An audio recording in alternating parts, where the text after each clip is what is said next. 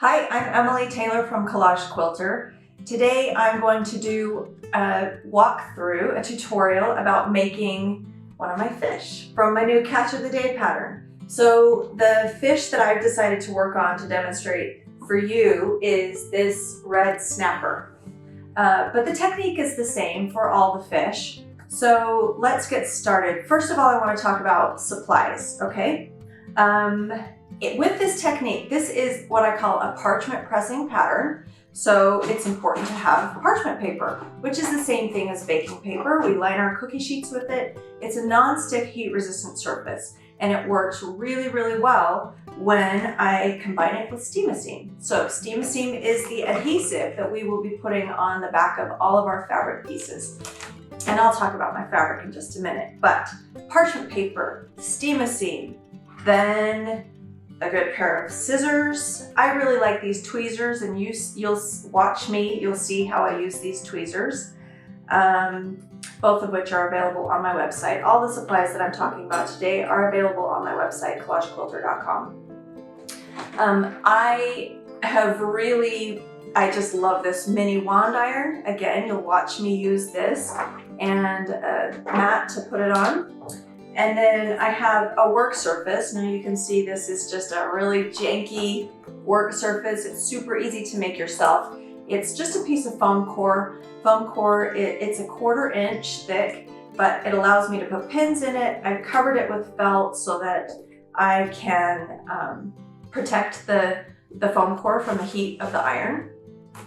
Then the other few things that I'm going to need are a pair of paper scissors and a pencil, the pattern, and finally fabric. So I want to talk a little bit about fabric. I have been a collage quilter for a few years now, and I have a system where I keep all the scraps of my fabric according to color. So I rated my orange bin and my pink bin, and I've already sorted through all of that fabric and pulled out a stack of fabric. Now this is a lot of fabric, right? So this is how I get started. This is really the most important step in this whole process, is selecting a wide assortment of fabric. I can't emphasize that enough. The more fabric that you can incorporate into your collage, the more interesting and beautiful it will be. And it's more fun and easier. So gather a lot of fabric. Once you've gathered fabric, now again, I pulled in all the oranges, the dark, bright, muddy, light oranges, as well as a few pinks to make this red snapper. So I actually have probably gathered more than what I will end up using, but that makes it easier for me because it's like my paint palette. So now I'm going to sort this out so that you can kind of see all of the fabric that I have. And I will do that right here. This is going to be where I'm working. So let me put a few of these things away. All right, so I'm simply going to create kind of a spectrum so that I can see what I have. And so I hope that you have a good assortment of fabric. And if you don't, visit my website, collagequilter.com. We have just made available all of my fabric that I use in my collages. So many of this you will see available for sale, and we sell it in small quantities. So you can get only 1/8 of a yard, which is what I recommend, because then you can cut out what you need, just a little, 6-8 inch strip from what you want to use, and fold the rest up and put it in your scrap stash. So you can kind of see, I think, that I am sorting according to value. So dark fabric all the way to the really, really light fabric. The other thing that I think is important is with these fish, go ahead and use fabric that has some texture to it, that has maybe a little bit of higher contrast than you might think you want in a traditional collage, because fish have texture. So let's incorporate some of the fun patterns that we can find in printed fabric or in batiks. And I do like to mix batiks and printed fabric because I think, again, the effect is just really, really beautiful. Yeah, no, I went kind of hog wild crazy pulling fabric together. I have so much fabric here. And it's more than what I will need, but it definitely makes it easier. And I've got some duplicates, so I'm pulling some of these out. I'm also pulling in maybe a few pieces that are fussy cutting pieces, what I call fussy cutting, so that when I go to do the fins on the fish, I think that's kind of a fun time to use a little bit of fussy cutting fabric. Oh, this is awesome. We are going to create a gorgeous fish with all of this beautiful fabric. That's the beauty of collage. The fabric actually will do the work for you, and you just get to sit back and watch what happens when you put all these different pieces of fabric together. It's fun to see how they end up working together. Okay, so I think this is everything that I might use. So now it's time to get started on the actual pattern. So I'm going to now open up my pattern. Inside the pattern is the full-size template. Let me move this. Inside is the full-size template for all these fish. Don't be intimidated. You don't need to do all of them. You can pick and choose what you want to do. So here's the full-size template, and the red snapper is right here. So I'm going to make this really easy on myself, and using paper scissors, I'm going to go ahead and just cut this out. And then I can fold the rest of the templates up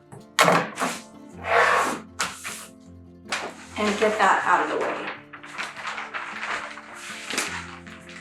Save those fishies for another day.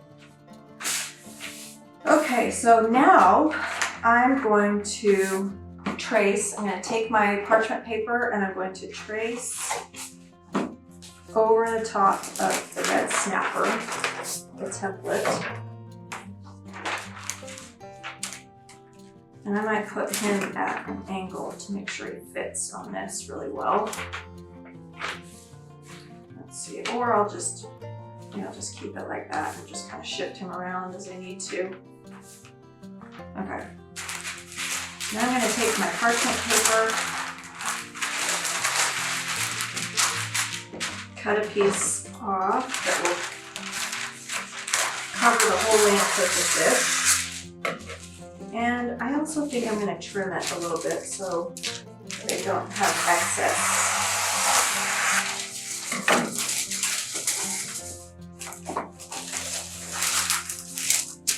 There we go. That's perfect. This is easy enough. Parchment paper is pretty transparent, so you can see what you need to trace it. If it's difficult to see, if you've got a different type of parchment paper, you can hang it in a window or use a light box. But I think this is pretty easy. So I'm just going to go ahead and get this traced onto my parchment paper.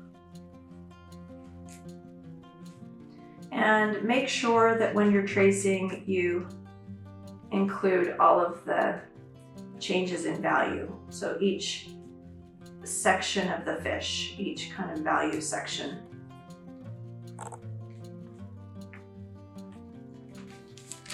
All right, so I've decided that I'm going to start with this light area of the belly and then just move up.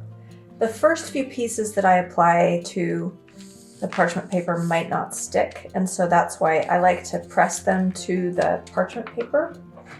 And I want to demonstrate a great little hack. Those of you who watch me have seen this before, but you might not. If this is new to you, which some of you are doing this for the first time, you're going to appreciate this. So all of my fabric has been prepared with Steam-A-Seam, so it has paper on the back. By the way, if you need to learn about how to prepare fabric with Steam-A-Seam, I have a video tutorial about that.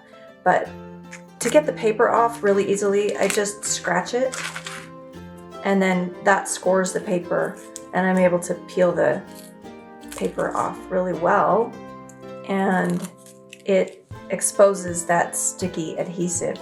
This is a temporary adhesive that will dissipate as I steam it later on in the process of making this. So right now I'm just going to, using my light fabric, cut pieces of fabric, maybe sometimes trim them off if I've pulled threads out or something, and apply. So stick and apply. It's pretty easy.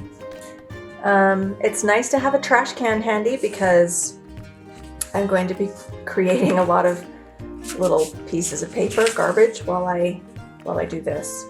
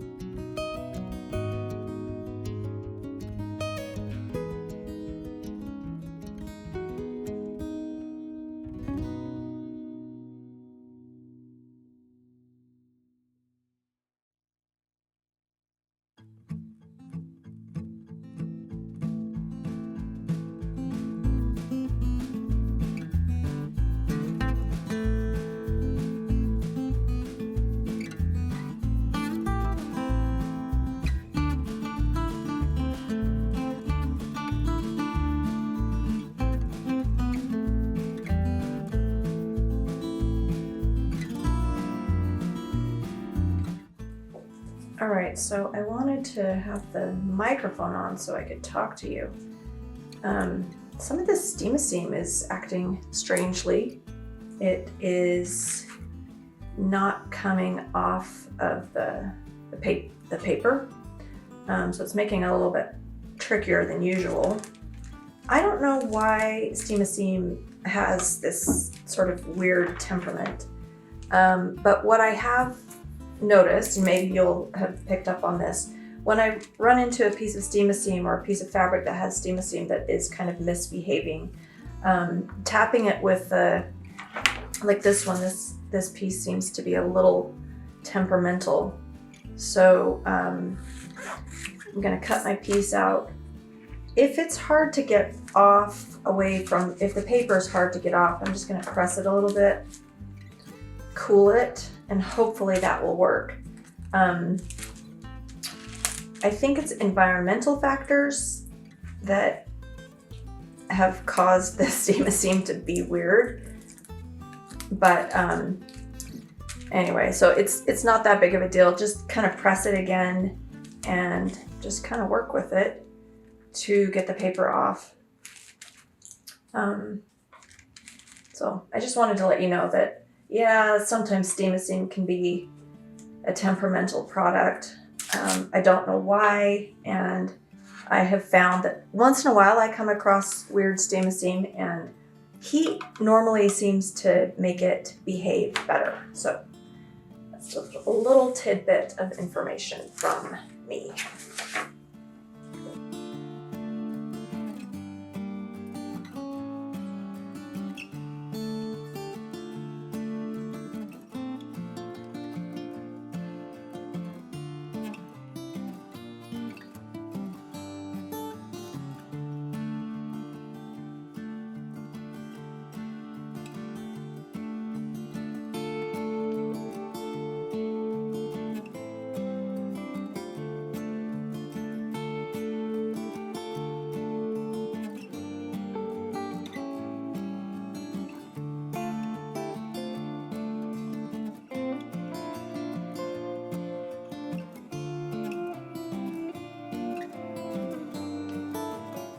So I want to talk just a little bit about my progress so far.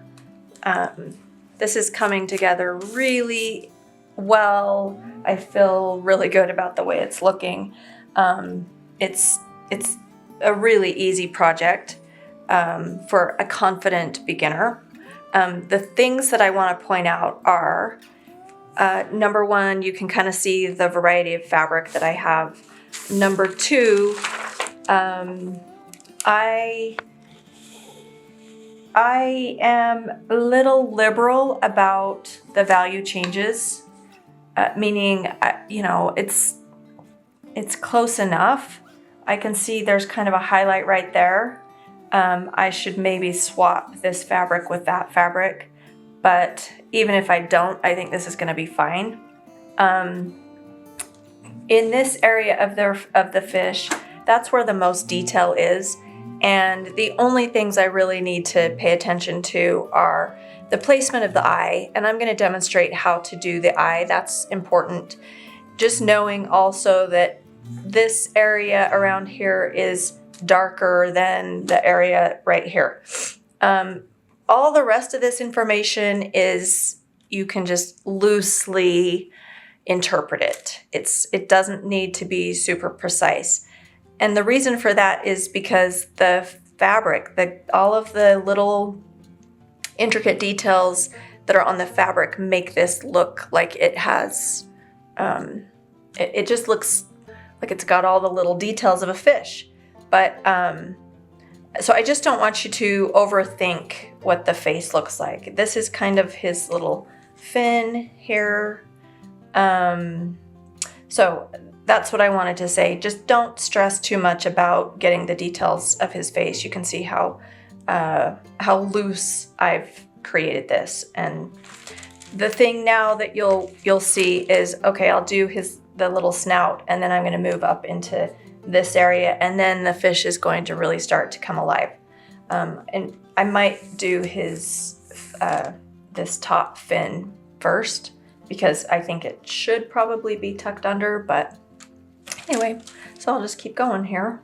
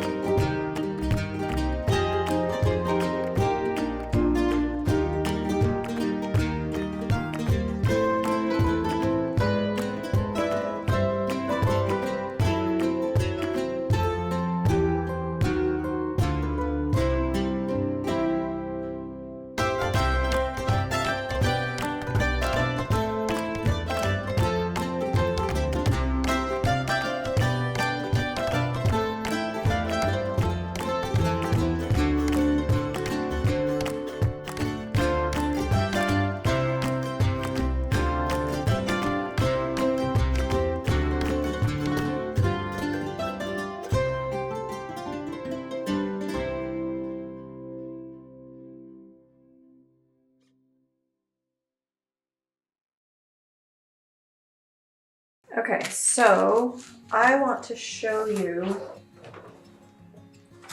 I'm just almost finished with this fish. I think he's looking pretty good. One really great way to see if I'm happy with him is to look at him through my camera.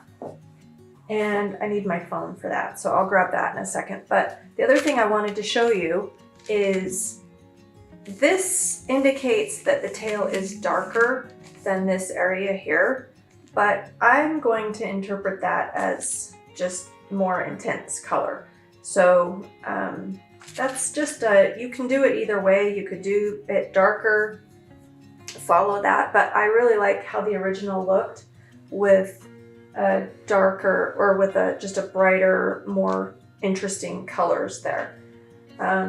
So now I'm gonna look at this through my phone camera, and oh yeah, see, when I do that, I can really see the nuance in colors, and I can see where I might need to soften a transition. I might want to soften the transition from here to here. So I think I might pull in my tweezers and change this piece out, because while it looks pretty darn good as it is, I think selecting a piece that works to be a step between this really light color and the more mid-tone colors, I think that will be prettier. So I'm gonna select something else, but that's how I can see. It's really, really helpful to look at the project in process through my phone. So I'm almost done, just gonna keep going.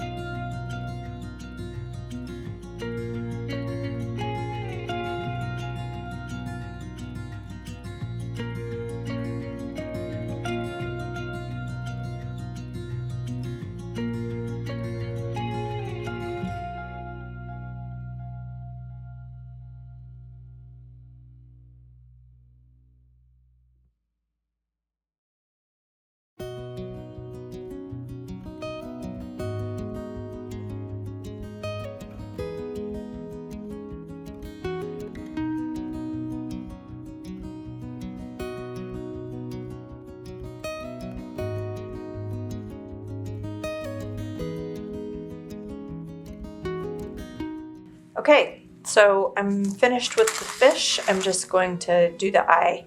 So this is called a sass tracing. I'm going to peel the fabric away from the paper, and on the inside of the paper I'm going to trace just to give myself a template to follow. So that's the iris of the eye. Press that back on there. Now I can just cut this out.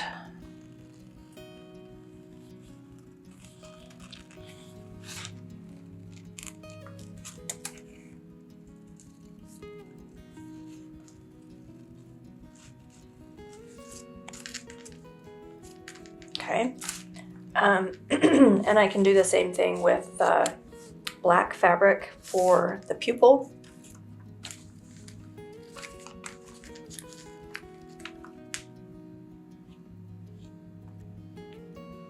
And if you look carefully, there's actually this is darker than this area here, so I can follow that or not. I don't know. Let's see how it goes if we just do it this way. In the original fish, I think I did it in a solid piece.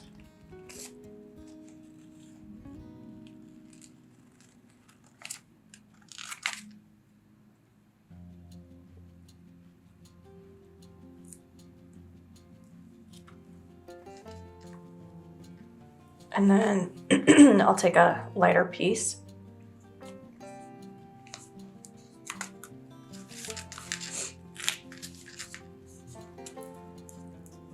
Peel the paper back just a little bit.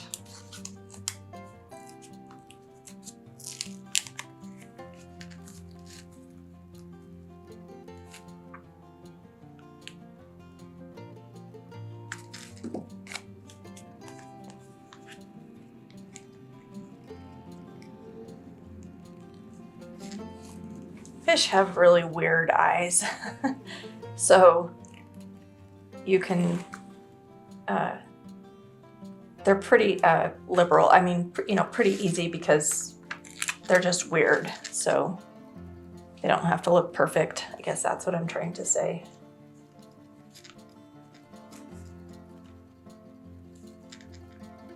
Yeah, that looks like a fisheye. They're very strange. So now I'm going to take the paper off this and make sure that I press those pieces to the yellow. Let's put this on there.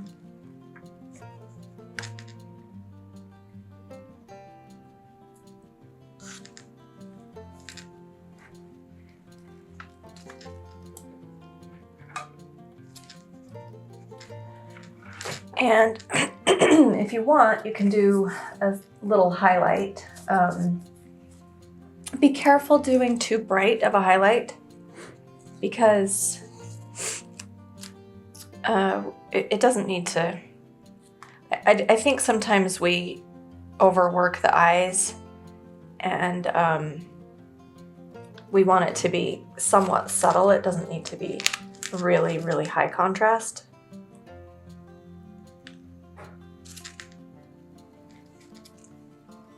Like that actually looks very much like a fisheye. Because it's not white, it's kind of a light green, light gray area. You round it out just a little bit more.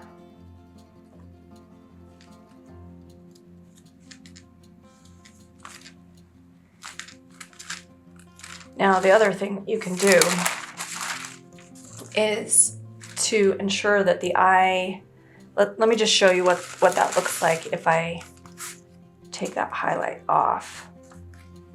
So either way is fine. I mean, that I kind of even like that. I think I'll leave it without the highlight this time. What do you think, Amelia? Should I leave it with the highlight or not? I like it with the highlight. With the highlight? Okay.